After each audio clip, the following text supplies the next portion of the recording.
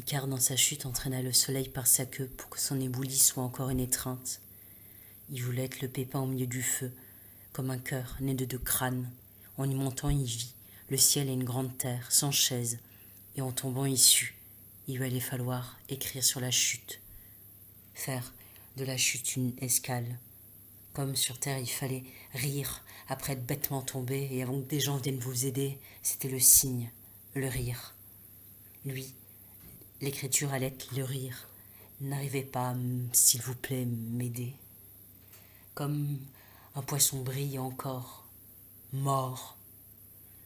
Lui, les ailes brûlées, brillaient. Il loua une pièce au 3e étage, avant même un lit y mit des tournesols sur le balcon. Il essaya de se concentrer sur les choses terrestres, de renoncer à entrer dans le ciel pour croiser l'astre, de maintenir une gravité constante, pas marcher et voir des pistes de décollage. Il essaya la sagesse des arbres, de s'envoler enraciné. Il allait au bord de la mer, comme une convalescence, sans trouver ce qu'il avait vécu au ciel, d'être broyé par l'immense, mais étrangement, s'en être senti, grandi.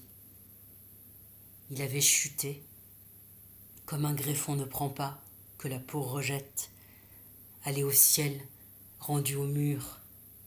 Il était allé toucher le risque comme bâtir son cairn au bord et au péril de la vague. Voir était plus assez, il voulait toucher, il voulait être avec. Soleil, son tissu millénaire, soleil qu'avare les pierres garde pour elle l'après-midi. Icare marche, tête baissée. Il apprend à se contenter du soleil par ses rayons. Il va manger chez sa mère les mercredis. Il oublie le ciel, il aime son quartier, la pose du boucher à la fontaine, les vitrines et les saisons. Pourtant, mais peut-être sans se le formuler, Icare continue de s'entraîner. Sur sa chaise en face de sa mère, les mercredis, il redevient un petit garçon. Il promet: maman, je ne repartirai jamais. Et le disant, il s'entend lui-même le dire, comme un mensonge. Sans se le formuler toujours, il fabrique son vaisseau, mais continue d'aller manger chez sa mère une quiche au poireau. Sans se le formuler, il se remet à avoir des pensées. Peu à peu, il reprend ses façons d'avant dans sa petite chambre près des tournesols, d'apprendre à s'envoler. Et la première chose qui se formule avant de penser qu'il va sans doute refouler, c'est que sa mère vieillit, il ne la reverra plus. Avec ce verbe de revoir, comme s'il était déjà parti, déjà absent. Chaque mercredi lui paraît l'éloigner de sa mère bientôt. Il abandonnera toutes les chaises et la terre.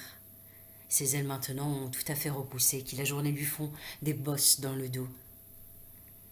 Et puis, avant qu'il parte, sa mère meurt.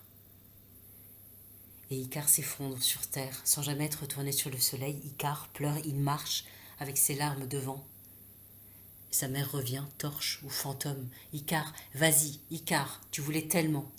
Icare ne se doutait pas que sa mère se doutait. Il relit alors le récit de sa chute. C'est comme rattraper le soleil à petits pas, lui-même à petits pas, son désir.